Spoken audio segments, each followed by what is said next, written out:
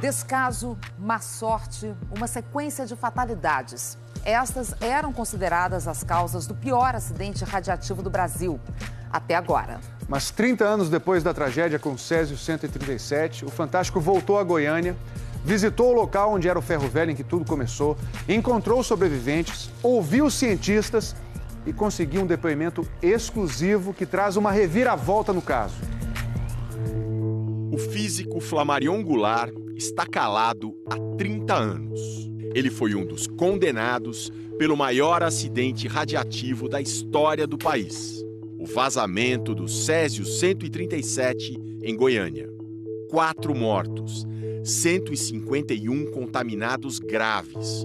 Um total de 1.143 pessoas afetadas. Eu nunca tive essa consciência de ter culpa e responsabilidade de uma forma. Nunca admiti isso e nunca falei para o nunca. Mas agora vai falar.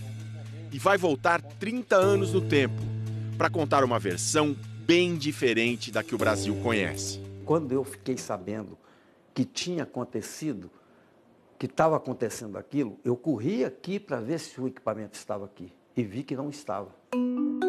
Mas para saber do que o físico está falando, é preciso, primeiro, conhecer a história oficial. Vamos lá.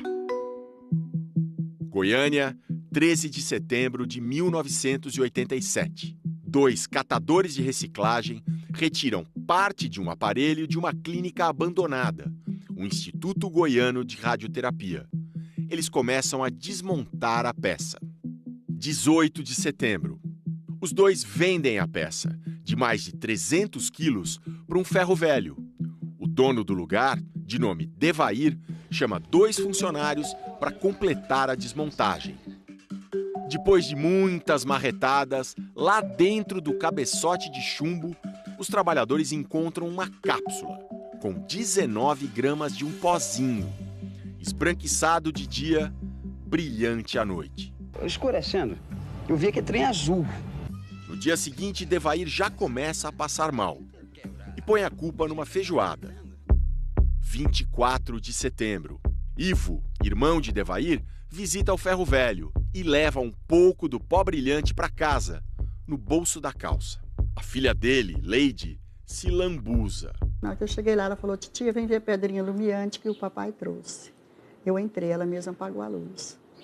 Ao que eu entrei, aquilo brilhava. Um dia depois, Leide começa a passar mal. 28 de setembro. Desconfiada da substância de brilho azul, Maria Gabriela, mulher de Devair, decide levar a peça para a vigilância sanitária. Para saber, para a gente sarar logo. Um funcionário do ferro velho ajuda a carregar. Eles vão de ônibus. 30 de setembro. Um físico que estava em Goiânia por acaso é acionado. Ele consegue um medidor de radiação e corre para a vigilância sanitária, onde a peça está numa cadeira. Aproximadamente uns 70, 80 metros já tinha estourado a escada. Eu achei que o detetor estava com defeito. Depois vai até a casa do Ivo, o pai da Leide, a menina que brincou com o pó. Ela era uma fonte ambulante. Os valores que ela tinha, eu não conseguia medir, o detetor já saturava também. Um equipamento de radioterapia para tratar câncer tinha sido violado. Era o maior acidente radiológico da história do Brasil. Quando finalmente se descobriu o que estava acontecendo, o próximo passo era chamar os principais cientistas e técnicos brasileiros da área. Pessoal, de vocês 3, quem foi o primeiro a chegar lá? Eu fui o primeiro a chegar na primeira equipe, né? Na noite do dia 30. Quem foi em segundo foi a Sandra, Eu melhor fui. ela dizer. Nós chegamos lá dia 1º, em 5 pessoas, né? Nós sabíamos que tinha uma fonte radioativa fora de controle, mas sem uma noção exata da extensão. Cláudio estava voltando da Alemanha. Eu retornei dia 3, pediram para que eu fosse direto para Goiânia. E lá os técnicos descobriram. O pozinho azul, tirado de um equipamento médico, era Césio 137, radiativo. Na capital de Goiás, pânico. Só no Estádio Olímpico foram monitorados 112.800 pessoas. A população se perguntava: eu me contaminei? Eu estou radiativo? A gente vai explicar como isso funciona. Se uma pessoa chega perto de uma substância radiativa, ela própria não vai se tornar radiativa. Por exemplo, Vamos supor que nesse vidrinho aqui tenha césio 137. Se eu chego perto do vidrinho, eu vou estar exposto à radiação. Pode fazer mal para mim. Depende da distância, depende do tempo de exposição, depende de quanto que a substância está emitindo. Mas se eu for embora, se eu não encostei na substância, se eu for embora, eu não estou radiativo. Mas existe uma situação mais perigosa.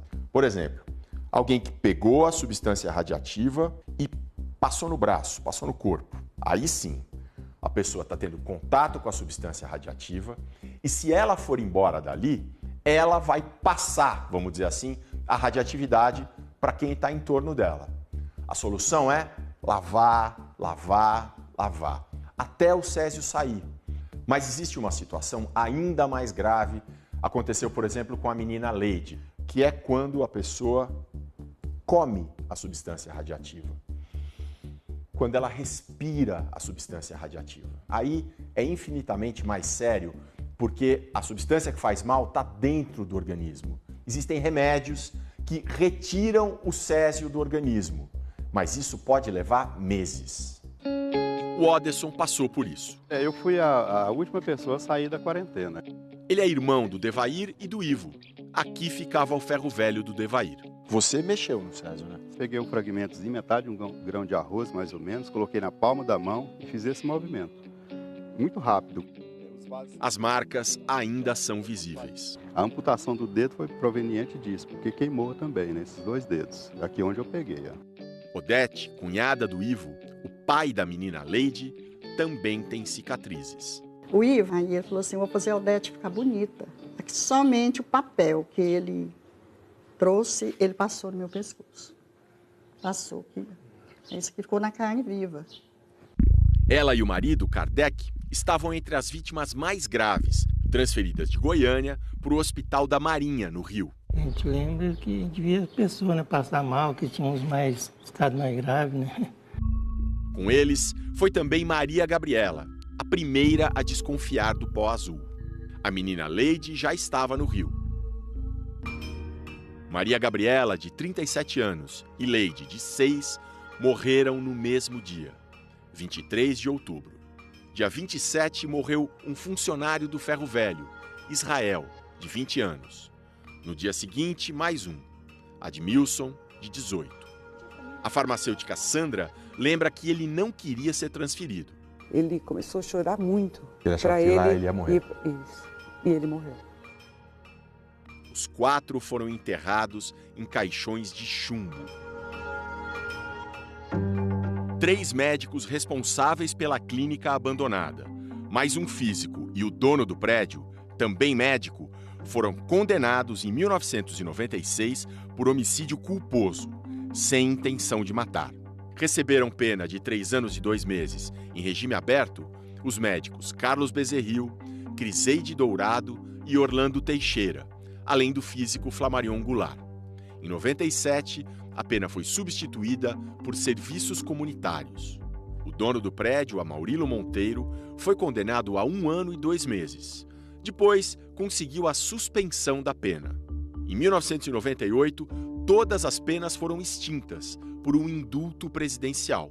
Mas os fatos que levaram às condenações podem não ter acontecido exatamente como se pensava. O físico Flamarion Goulart, um dos principais envolvidos no acidente e que chegou a ser condenado, agora decidiu falar ao Fantástico. Em 30 anos, ele nunca deu entrevista, mas agora diz que está cheio de carregar uma culpa por todo esse tempo, uma culpa que ele acha que não tem.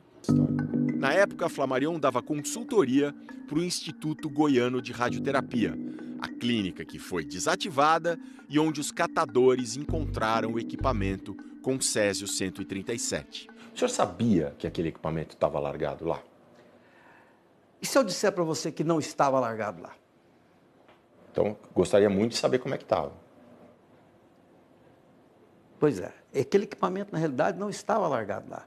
Aquele equipamento, ele, quando foi desmontado a clínica, aquele cabeçote foi lacrado e foi transferido para o Hospital Araújo Jorge, no bunker do acelerador que ia ser montado aqui.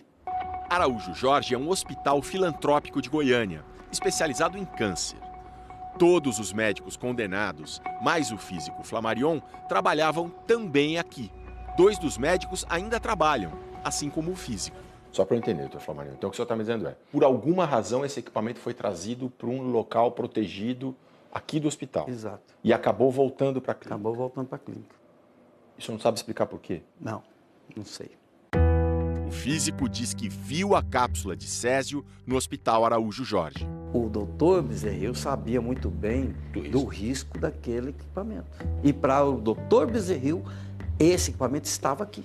E como é que o pessoal, os catadores, acharam o equipamento? Porque alguém pegou aqui e levou para lá. Quem? O físico não explica. Não sei quem e como levaram, mas que isso aconteceu, aconteceu. Procuramos todos os condenados. Os médicos Carlos Bezerril, Amaurilo Monteiro e Criseide Dourado não quiseram falar.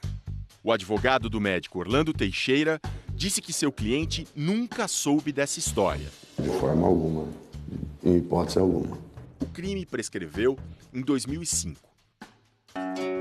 Devair, o dono do ferro velho de onde a contaminação se espalhou, morreu de cirrose em 1994.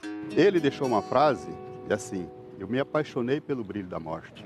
Um enfisema pulmonar matou Ivo, o pai da menina Leide, em 2003. Ivo e Devair sobreviveram à contaminação altíssima, mas caíram em depressão. Algo comum, como explica esta psicóloga do Centro de Assistência aos Radioacidentados. Uma particularidade importante de um acidente radiológico, que diferencia de todos os outros acidentes naturais ou tecnológicos, é o fantasma da radioatividade. É conviver com esse fator permanentemente estressor. Esta médica especialista em câncer, que vem acompanhando as vítimas, seus filhos e netos, reforça. O maior impacto do acidente é o impacto psicossocial. E diz que não existe nenhum caso comprovado de câncer entre as vítimas que dê para ligar diretamente ao césio 137. Ele aumentou o risco, mas as pessoas expostas diretamente não tiveram câncer. Os 2 catadores que tiraram o equipamento da clínica estão vivos. Por ordem da Justiça, Wagner Mota Pereira e Roberto Santos Alves deveriam receber um dinheiro mensal de todas as pessoas condenadas. Mas só os médicos Carlos Bezerril e Criseide Dourado chegaram a pagar. Os outros, incluindo o físico Flammarion, não. Realmente eu não tenho meio de pagar. O catador Wagner não atende jornalistas. Ele ainda corre o risco de amputar um pé queimado pelo césio.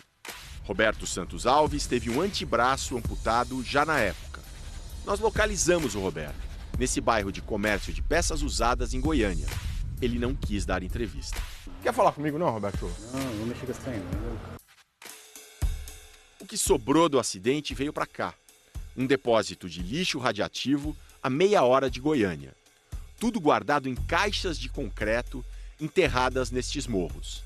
Até o que sobrou da cápsula de césio, a fonte de toda a tragédia, está aqui. A gente trouxe um medidor de radiação. Aí está medindo 0,04. Como a distância é importante, a gente vai encostar no chão para ver se muda alguma coisa. Mas não mudou, não. 004, 005. 30 anos depois, é praticamente impossível detectar o que restou do césio. Mas ficam as marcas na pele e na memória. E a pergunta: o que de fato aconteceu com a cápsula de césio do dia em que a clínica foi fechada até o dia em que os catadores violaram o equipamento? Se vocês ficassem frente a frente com os médicos, donos da clínica que largaram aquele aparelho lá, o que vocês fariam? Eu acho que eu não diria nada. Não. Quem puniria é a autoridade, né? Ninguém fez nada, a gente não pode fazer nada também. Né? O acidente com o césio não pode cair no esquecimento. A sociedade precisa sempre estar lembrando disso, que é para evitar que outros aconteçam.